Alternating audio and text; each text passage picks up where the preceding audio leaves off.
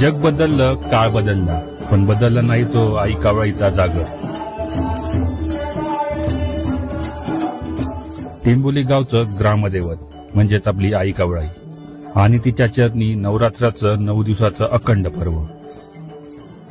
घंटानाद, ढोल ताशांचा गजर, आरतीतून उसळणारी भक्तिभावाचा आणि देवीच्या दर्शनाचं भरलेलं प्रत्येक क्षण.